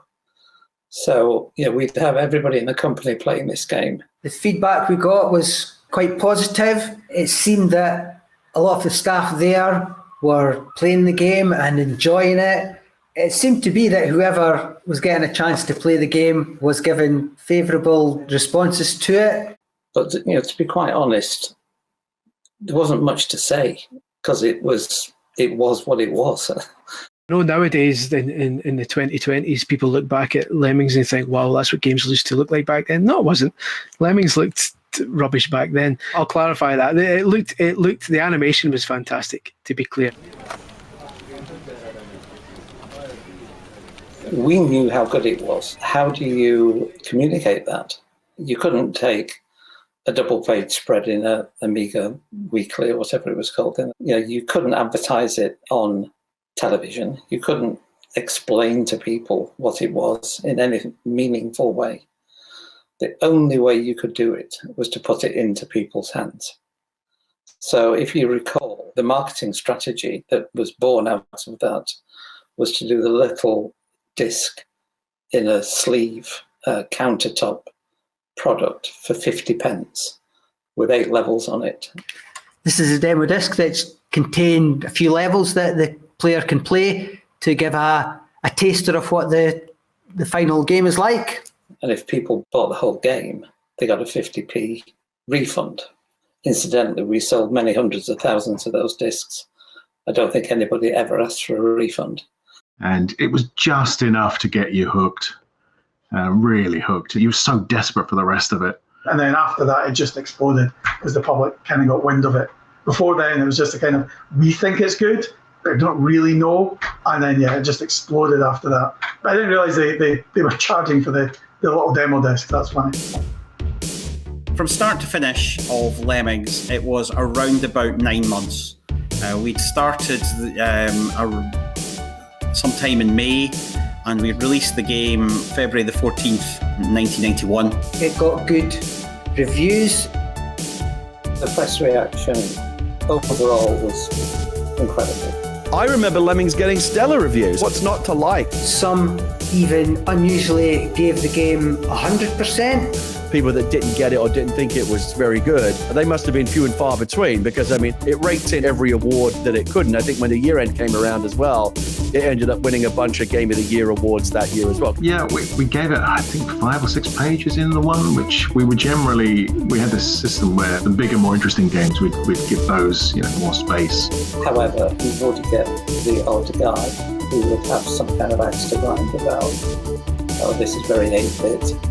We were in the 16-bit world, heading pretty quickly towards 32-bit. But the reviews generally were, nobody saw this coming, and it is great. We were very pleased. We were very pleased with the reviews. Even better that we know that we hadn't really paid for them or anything like that. I still have my collection of the Lemmings reviews in the magazines from the time they came out, yes. Menace got released, had reviews. Blood Money got released, had reviews, and Lemmings got released, it had reviews, and then newspapers wanted to talk to us. So yeah, that was definitely different. The Lemmings release was, it was so much different. The first games, Ballistics, Blood Money, they just came out. Nothing really happened. You'd see adverts in magazines, and then when my ports came out, they'd appear in shops, and you'd maybe see an advert here and there and a review, and that was about it.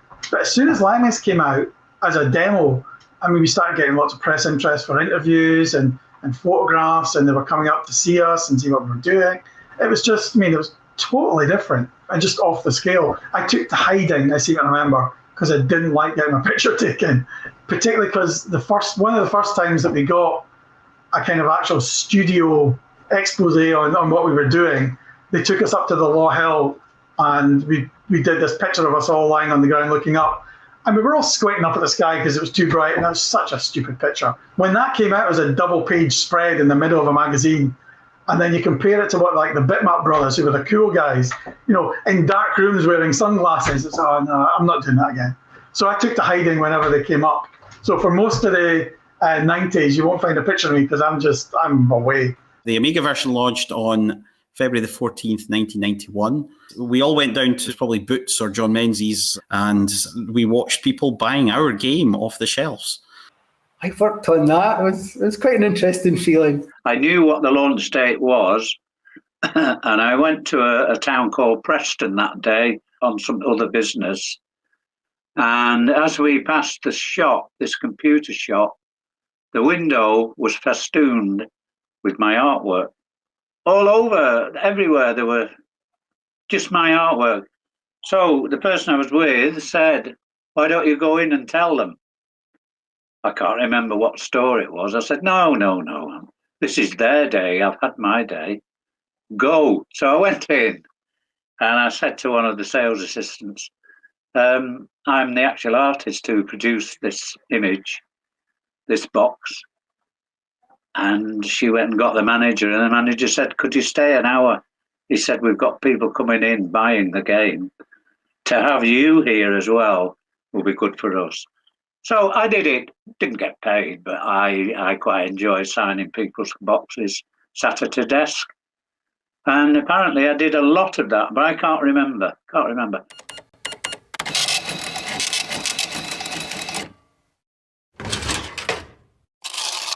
I know Dave says he was on the phone at Psygnosis a lot, finding out numbers, but he didn't really relay them back. I only found out those kind of numbers, when was it? 2011 or 12 when I met Dave, and he was telling me all these numbers that, you'd phone it up and it'd be 20,000, 30,000, 55,000 in the first day, which obviously in the first day sales outclassed all these previous total game sales. It was nuts. But we never knew anything about that. He kept the finances and stuff pretty close to his chest. It was one of the first games really where I just shouted at those dreadful, I was going to swear then, but I'm not going to, those dreadful little sprites. How quickly everything could absolutely go to hell just by putting one blocker or one character in the wrong place. That was the thing I loved about it the most, was it had that ability to kind of make you enjoy being frustrated. There's always that moment in a Lemmings level, particularly later on when it starts to get really tricky, when you begin to realize that it's getting away from you a little bit. And I would shout, "What the hell are you doing?" Didn't use the word hell. Fine then, fine, you all just go over there. What the hell are you doing going over there? Stop. The Lemmings are starting to fall off the cliff and I can't save them, and let me try to fix it. Oh no, I've made it worse. Remember, you used to look at those old magazine ads of people playing video games and they look like this. But Lemmings is one of those games that actually made you make those faces. And some, you have to let them die, don't you? Sometimes you had to kill some of them to save the others.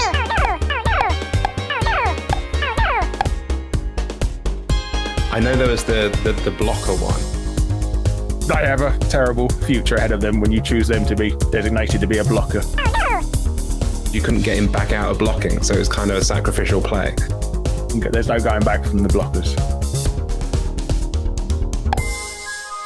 So you have to do some destruction in order to save, and I think that is really, really wonderful. The sacrificing element of it, it's a terrible thing to say. Do I want to admit it? Who doesn't like explosions? I remember going around to our next door neighbours. He would just set it all up and then put the two blockers in place, make sure that they all came out. So you're just seeing them walking backwards and forwards, and then he would just kill them all. It's a weird paradox, Lemming. It's a game that it's even fun to lose. The entertaining animations are all when the Lemmings die. You're always happy to be losing because it's just so funny as all the Lemmings are kind of spilling hopelessly off a cliff. So if you play it really well, you don't get to see all the great death animations. I remember having a whole range of feelings playing the games as a kid, from joy, frustration, from feeling sad like I'd let them down when they just all walked off the edge of a cliff or something. When we discovered one night that you could dig under a blocker and save them without having to blow them up, that was just like someone explaining to you how black holes worked. For 30 years I've been letting them die and making them commit suicide. Now you tell me.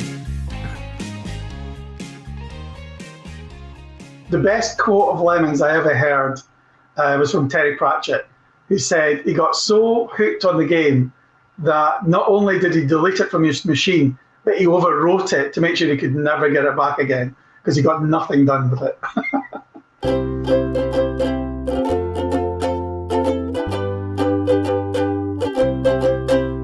If Lemmings hadn't existed, could be argued that a number of other games may never have existed as well. You know, Worms is probably the standout product where people say that this was massively influenced by Lemmings.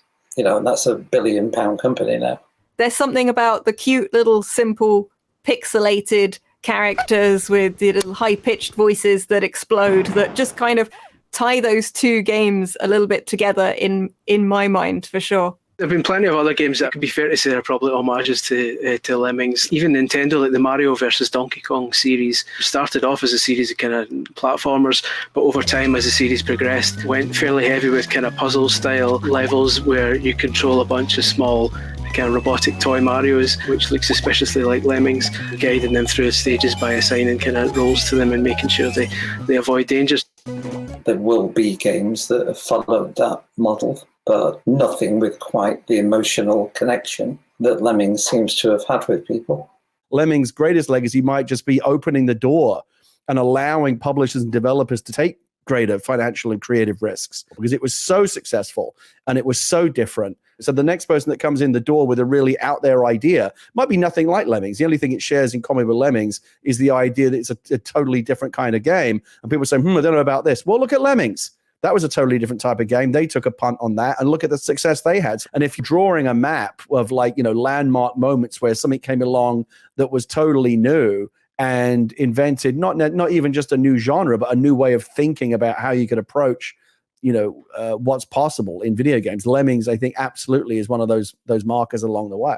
Thinking about the history of computer games, the lineage of many titles that we think of in today's world, Lemmings holds a very, very important spot because it proved, I think, that the puzzle game genre, can have emotions in it. It proved that by applying technology to the gameplay, you can come up with a whole new way of presenting problems to the players. I think it's really up there in the important titles, and certainly I think it'll be remembered in the history of computer gaming and should be remembered for all time. I was like, this is just amazing. I get a chance to develop a modern version of a great classic, and I really wanted to do it justice. And all of my references were from the 91 Lemmings.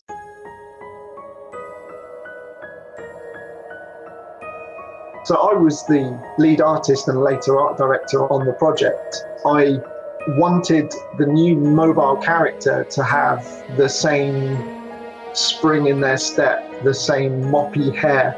I knew it was going to be a fun journey to reimagine that, and so many options we could take it in. As with the tests of the original game, we had to look at doing tests for the new character, and I worked with the concept artist at the time, Daphne. We went through iterations of lots of little silhouettes. We had like bean-like characters, pixel-type characters, and she thought I was crazy because I was dismissing all these completely beautiful, lovable concepts, and I kept just simplifying it. I was like, I just want it simpler. And I kept pointing at that pixel art, that 10 pixel high, and we even had the sprite sheet, and I was sort of like, look at the big moppy hair, and look at the bounce in his step, and look at those feet. Those are big feet, They're like big white clown feet, and you can really see the hands. And then when we were looking at it little, it was like less is more. Like these characters have to work on the screen really small, so you didn't even need arms. Our new character just has the hands, because you just need to see the hand swing and you need to see the foot movement. So we got away with anything that was unnecessary. So we just had this simple beam body, and we had these big feet and these big hands, and then we had the hair, and the hair was the star. It has to flop, and they have to look like blank canvases. They have to have naivety. We did such exploration with the eyes, like we did little highlights on the eyes, we did the big cute eyes, we did all sorts of like eye experimentations. And I just kept saying, I like just the black dot. And it was like, but why do you like the black dot? And it was like, because the black dot is just like, it just simplifies the character. I knew straight away that the color palette I wanted was a lighter green and a lighter blue, kind of a more electric blue and a lime green kind of hair, just to kind of give it some zing, a bit more contemporary vibrancy. And this is what you've been waiting for. We didn't have to prove the value of the game like the first developers did, but we did have to see if we were going along the right lines. And you can see here the first sort of blobby test, which we refused. We were like, no, this isn't feeling right. We referred back to the original sprite sheet animation, and we got this, which has got a lot more spring in his step. And when you watch him walk very small, we got really excited. It was that floppy hair, the big feet, and the swinging of the arm. And then we did some sort of head turn tests with the blocker. I was like, yeah, it's going to be really iconic. Never as iconic as the 10 pixel one, but definitely a evolution of that. These are a couple of images that I personally feel really sum up. What's the word? I'm happy with this. This is the target of what we were trying to achieve. It's the original Lemmings, but on mobile, it's clean, simple, and you can see that one informed the other. It was great for me because I knew what Lemmings was. It just leapt into my head straight away, like, oh, cool, doing Lemmings. I know what that can look like on mobile. I look forward to this. Yeah, it was a privilege. That wasn't easy, but I think they nailed it. The original game was designed for playing with a mouse in a screen of very low resolution where the pixels are very big and you can, with the mouse, be very precise on which instructions you pick and which lemming they go. The issue with that is that in a mobile phone, the thumb, although you would think that it's very precise because you put it where you want, in reality, it is not, right? There is no single pixel where you are selecting, and if you have very little creatures in your phone screen, you are not going to be able to select one of them to specifically assign an instruction to one of the lemmings.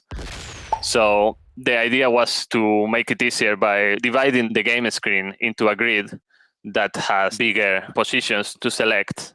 And with that, you can, instead of selecting the lemmings, selecting the instructions where they go and where the lemming is going to activate it.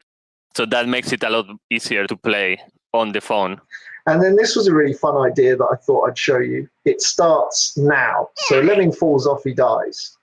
So a lemming falls off, has an umbrella equipped, he gets to the bottom, and then so all the other lemmings are safe. He leaves it there and they carry on. The reason for this was, at the time, if you think about it, we're placing actions on the level, not on the lemmings. So in the old lemmings, you would equip all of the lemmings with umbrellas, and as they fall off, they would use their umbrella. But in our game, you place an umbrella in the world. And at this point, we were only placing one umbrella. And we were like, so how does that one umbrella help everyone? So we were like, well, maybe he floats down and he leaves it, and it's a cool little trampoline. And whilst it's really cute, everyone thought about it, and design came up with a much better idea, which is that the action that the lemming walks through equips every single lemming with an umbrella if they walk through it, which is a lot more elegant. It changes a bit the way the game is played, obviously, because you can plan in advance what is going to happen in that level and then see it through. So we had to reinvent a lot of things, and it's not meant to be compared to the original. You can't say which one's best, because they are absolutely different. Like, the mobile version has to be easier to input on your phone. It has to be bolder and clearer. And you need to have that very long tail, so the players never run out of progression to achieve. And we do that basically through a couple of systems. First is the levels and the worlds. Every so often we are releasing new worlds with the new levels and mechanics. I think our game at the moment has more than 4,000 levels. And the collection. Every month we have a new season with new lemmings to collect. It gives you an extra incentive to keep playing. We started out just drawing a few here and there. We thought about holidays or maybe countries and, themes like that. And then it took a life of its own. We are at currently just about over 1,000 tribe costumes. Some of my favorite tribes that I've worked on are probably the nautical one. The color palette just kind of came out really nice. I personally love Halloween, so I really like doing the Halloween themed things. I also really enjoyed doing things like ancient civilizations like Mayan or Egyptian or ancient Greek. When you collect tribe characters, they unlock like a challenge level, and each tribe character has like their own challenge level. Yeah, if it's too easy, it gets a little bit boring. The challenge levels definitely keep it fresh. I was searching for a game to play to kill time when I was going home, and I discovered Lemming. Isn't this the game that I used to play when I was a kid? And it really enacted that nostalgia inside me. And that's the beauty of having a developer who respects the original and then just growing it to the current generation who likes collectibles and customizations. People have got 10-15 minutes to sit around and play something on a mobile. It's an exciting game, well worth playing.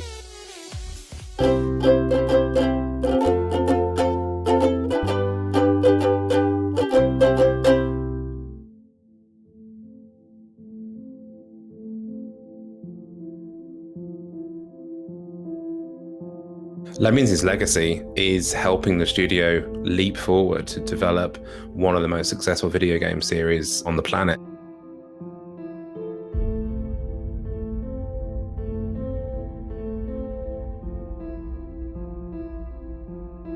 When we think Grand Theft Auto now, of course, we think Rockstar. You got to remember, it was originally created by DMA Design. I don't think GTA would have happened in the way it did if it hadn't been for the success of Lemmings and how that allowed the company to grow and experiment with new projects, to take the hit when a project under development wasn't working and had to be cancelled. That kind of creative bubble existed for 4 or 5 years until I guess the money ran out. But during that time, it meant that games had a chance to evolve over a period of time in a way that often they don't now. We didn't have producers or project managers. No one ever said no. It was incredibly creative, and there was an opportunity for everyone to have a say in terms of the design of a game and how that game was actually created. The first game, in its million plus units, was certainly a big enough success for them to build on. But I don't think at first, even through GTA 1 and maybe GTA 2, anybody saw it as ever going to be as successful as Lemmings. It wasn't until later that it became something that's eclipsed Lemmings and most other games behind it.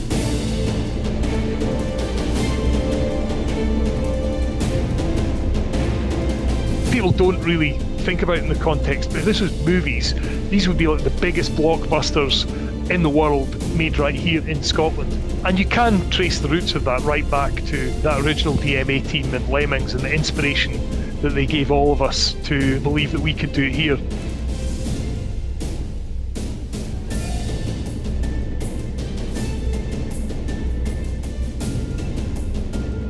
DMA were asked to be involved in the setting up of the computer games courses that were starting up in Abertay University. We managed to persuade Abertay University that computer games was something that they should be teaching. Abertay was the first place in the world where you could study games degrees directly. Those degrees exist because there was a need to supply a growing games industry. The impact of Lemmings and DMA on game development in Scotland has been huge. It was really the rocket fuel that propelled the Scottish games industry to where it is now.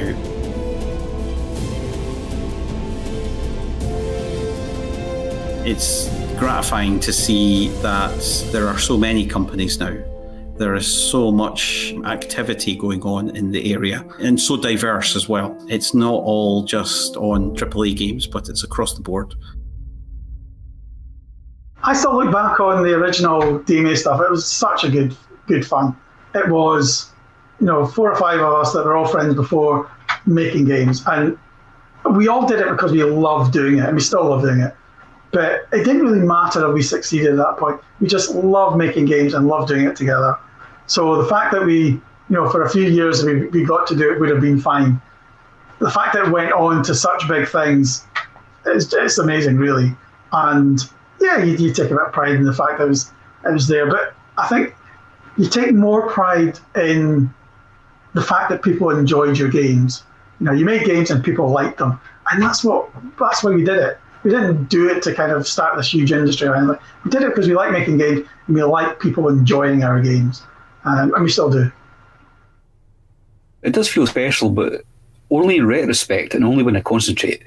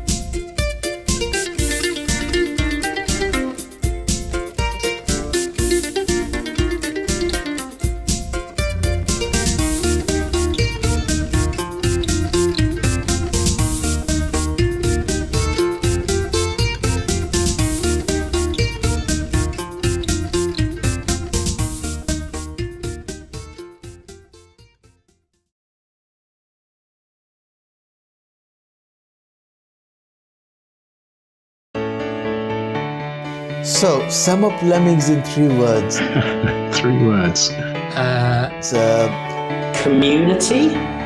Whoa, cute. Cute. Playful. And I don't want to sound too cheesy, but the idea that you have a community that you have to protect, and then you're a vital part of that community.